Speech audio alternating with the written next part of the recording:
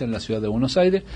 Damos comienzo al segmento de historia argentina que lleva adelante Leonardo Castañero. Muy bien, Leonardo, adelante. Bueno, yo iba a hablar de la batalla de Lomas Valentinas, que haciendo una brevísima reseña de la guerra, porque una batalla de la guerra de Paraguay. La guerra de Paraguay comienza a principios del 65. Primero los paraguayos. 1865. El 65. Y la batalla esta fue en diciembre del 68. Y la guerra terminó a principios del 70. Quiere decir que ya faltaba prácticamente un año para la guerra. Vamos a contar. Los contendientes eran Paraguay por un lado, que estaba, digamos, en defensa de su territorio, porque primero fue en defensa de Uruguay, pero después se replegó y se quedó siempre, la guerra se desarrolló siempre en territorio paraguayo, y los enemigos eran Argentina, Uruguay y Brasil. Ya los aliados, digamos, lo habían ido empujando hacia el norte al ejército paraguayo, habían abandonado Asunción, incluso que había sido tomada, incluso fue fundando nuevas capitales provisorias, hasta que termina en Cerro Corá, que lo matan definitivamente a López. Vamos a contarle a la audiencia que traemos esta referencia de esta batalla, pues está por cumplir un aniversario. Claro, fue el 21 de diciembre de 1868. Un día como mañana. Mañana. Entonces, en ese momento, primero había sido en una zona que se llama del Cuadrilátero, y ya estaban en una zona muy agreste, digamos, que se llama de Piquicirí, que es una zona amplia, que hay pantanos, montes, etcétera, donde se habían hecho fuerte, digamos, los paraguayos, se habían refugiado, digamos, los paraguayos. Hubo una batalla que se llamó la de Abay.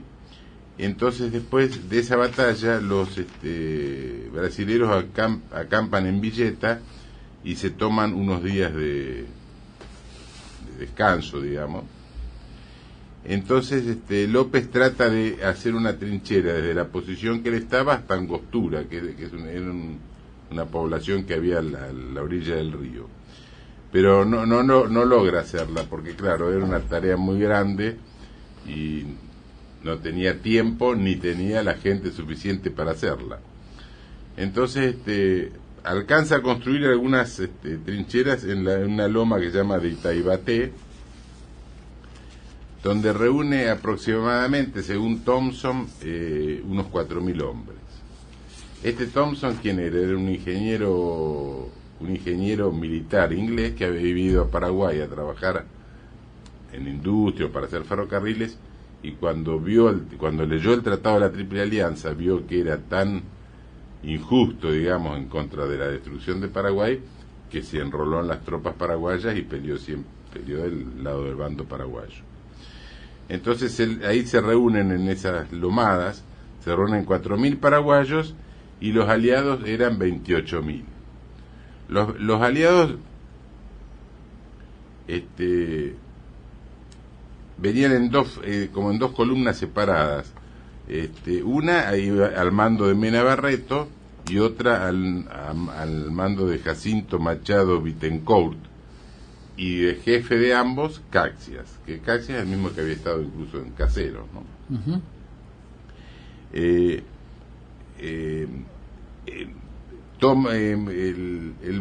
Barón del Triunfo con las tropas toman Potrero Mármol, y ahí se incautan de 3.000 vacunos, que era el abastecimiento de los paraguayos, y quedan ocupando Potrero Mármol, y van al ataque hacia Lomas Valentinas, donde estaban los paraguayos. El Caxias, en la arenga que le hace las tropas, él dice: camaradas, el enemigo vencido por nosotros en el puente de Itororó y en el arroyo Abay nos espera en las Lomas Valentinas con el resto de su ejército. Marchemos sobre él y con una batalla más habremos concluido nuestras fatigas y privaciones. El Dios de los ejércitos está con nosotros. Marchemos al combate, que la victoria es cierta, porque el general amigo que os guía nunca fue vencido. Viva el emperador, viva los ejércitos aliados. Ahí se equivocó, porque no solamente no terminó esa batalla, sino que duró un año más la guerra. La cuestión que triunfalista, digamos, los paraguayos, incluso dicen que algunos vestidos de gala, atacan las posiciones paraguayas. Y la atacan divididos por dos pasos. Ahora, como los pasos, digamos, atacan en forma compacta, digamos, la artillería paraguaya hace un estrago contra los aliados, pero logran vencer y pasan, digamos, avanzan sobre la trinchera paraguaya. En el momento que llegan los brasileros a la trinchera, ahí salen los paraguayos, digamos, de los pozos donde estaban escondidos, y se arma una batalla cuerpo a cuerpo que es trágica, digamos, ¿no? Uh-huh. El historiador Oleari la describe así, dice: los paraguayos que estaban escondidos en los fosos se levantaron de repente y la emprendieron contra los brasileños, viéndose entonces algo parecido a los combates de los hombres de armas de la Edad Media. Los riograndenses del Barón del Triunfo, que se batían en la primera fila, cruzando lanzas con los paraguayos, y los de caballerías desmontadas dándose golpes de pica y sable y tomándose a brazo partido, presentaron a los ojos de la historia la más bella perspectiva de ese día. Convengamos que no era muy bella, era muy heroica, pero muy bella no era la escena, ¿no? La cuestión que ahí en la trinchera paraguaya los brasileros son rechazados, entonces retroceden, digamos, loma abajo, los paraguayos lo persiguen y los sablean, digamos, por la espalda mientras retroceden los brasileños, y ahí muere el coronel Felipe Toledo, muerto en la cabeza, que la destroza de un balazo. Y el mismo historiador Oleri lo relata así: Felipe Toledo era el jefe de la escolta presidencial de López y tenía 75 años en ese momento. Ya era muy grande en esa época. Era grande. Dice: Valois Rivarola recibió también un balazo en la cabeza en medio del espantoso entrevero. Herido gravemente en la garganta en la batalla de Aví, no pudo permanecer impasible ante el amenazante movimiento del invasor. Tambaleando a causa de la debilidad producida por la hemorragia, saltó sobre su caballo corriendo como en relámpago al frente de algunos acamorotí. Los acamorotí en paraguayo quiere decir cabeza blanca, porque eran la guardia de López, que tenía como una guardia especial, usaban un sombrero de paja blanca, entonces le decían los cabezas blancas. Los cabezas blancas. Entonces dice... Como nos llama Norberto de Devoto a los jubilados en el claro. Dice: saltó sobre su caballo corriendo como un relámpago al frente de algunos acamorotís a incorporarse a la reducida columna de caballero. Los brasileños lo vieron por última vez en aquella tarde memorable, blandiendo su temible espada en todo el esplendor de su heroísmo. Consumado el rechazo, volvió al cuartel general bañado en sangre, sosteniendo la cabeza entre las manos. O sea que vos fijate qué guerras crueles que eran, porque cuerpo a cuerpo, viste, hasta la última instancia, gente grande, chicos. Hay muchos... Usted debe conocer aproximadamente el porcentaje de hombres, ¿no? Que perdió Paraguay. Y de los paraguayos, de los mayores de 10 años, mataron al 97 y pico por ciento, creo que 97,5%. O sea, casi la desaparición total de los hombres. La desaparición, sí. Y en total eran, algunos dicen 800, otros 1.000.000 de paraguayos, quedaron 175.000 la población total. O sea que fue una matanza terrible. Porque además de la guerra en sí, murieron de hambre, de enfermedades, de los brasileños que se robaban los chicos o se llevaban los prisioneros. O sea, las consecuencias de la guerra, claro, aparte de la guerra misma. Es que incluso hubo chicos que después los alcanzaron a recuperar, que los habían llevado como esclavos o como sirvientes a Brasil. Ahora a López muchos lo acusan de, como siempre pasa ¿viste? Sacan leña del árbol caído, que era un cobarde, que disparaba, que nunca estaba en la batalla, etcétera. Yo voy a leer una frase de las memorias del coronel Juan Centurión, que es sobrevivió a la guerra y por supuesto fue un combatiente. Dice, refiriéndose a esta batalla, dice: el mariscal mandaba en persona y se encontraba a caballo en el mojinete de la acera del cuadro de la derecha del cuartel general, rodeado de ayudantes que caían a su lado heridos o muertos. El hombre estaba inmutable, dando prueba de la mayor serenidad y sangre fría. Cuando el enemigo consiguió por un momento dominar la primera meseta, avanzó sobre la segunda, llegando hasta media cuadra del punto donde él estaba. Pero ni aun entonces hizo el menor movimiento, manteniéndose tranquila con la mayor impavidez. O sea que el tipo estaba ahí a media cuadra donde estaba el fragor de la batalla y no. Y después hay otro testimonio de Gaspar Centurión, que es un mayor del ejército paraguayo, y lo relata así la escena, dice, para que vean que tiene coincidencia, ¿no? Dice, por el mariscal, se hallaba a caballo en el mojinete del local donde funcionaba el telégrafo, desde cuyo sitio se abarcaba todo el campo de batalla. Un rato antes de mi llegada, una bala de cañón había levantado el techo de la oficina, hiriendo la viga a 2 caídos soldados enfermeros que estaban en el interior de la pieza.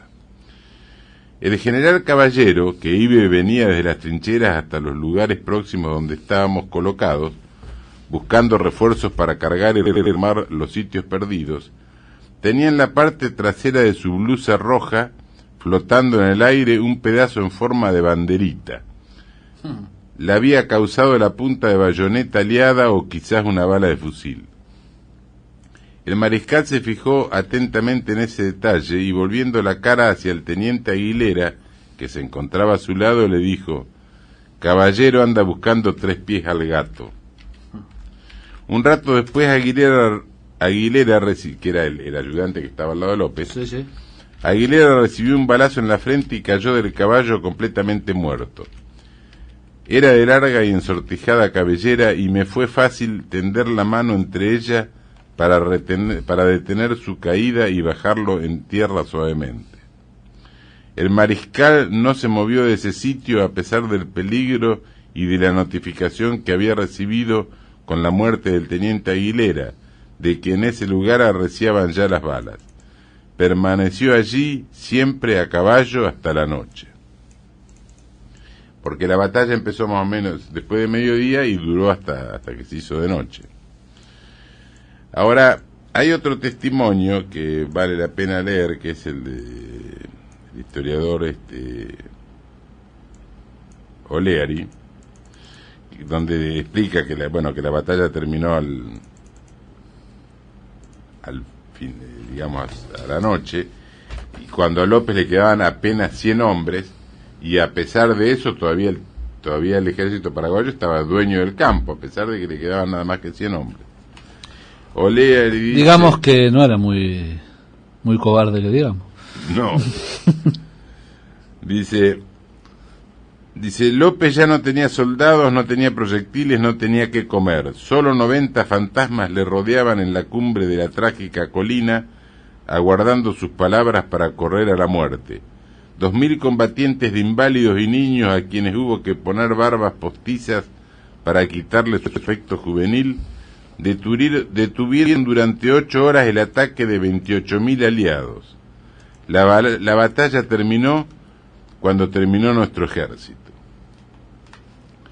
Y hay un testimonio que podríamos decir que es neutral, que es el del general Martín Mahon, que era el ministro norteamericano que estaba en Paraguay viendo a ver si podía interceder para que se haga una paz. Correcto. Y que Brasil después la rechazó, y presenció la batalla esa de Lomas Valentinas. Entonces este norteamericano lo relata así la batalla, dice: 6.000 heridos, hombres y chiquillos, llegaban a ese campo de batalla el 21 de diciembre y lucharon como ningún otro pueblo ha luchado jamás por preservar a su país de la invasión y la conquista. Otros han fugado hacia su propio ejército desde las pocilgas que utilizaban los invasores como prisión. El cuartel paraguayo comenzó a llenarse de heridos e incapacitados positivamente para seguir la lucha. Niños de tiernos años arrastrándose, las piernas deshechas a pedazos, con horribles heridas de bala. No lloraban ni gemían, ni imploraban auxilios médicos. Cuando sentían el contacto de la mano misericordiosa de la muerte, se echaban al suelo para morir en silencio. Esto es lo que dice el norteamericano. Ahora, hay una cosa que a mí siempre me llamó la atención y le ha llamado la atención a muchos, incluso a algunos historiadores importantes. Sí. Es que López quedó, como ya dije, que le quedaban 90 hombres.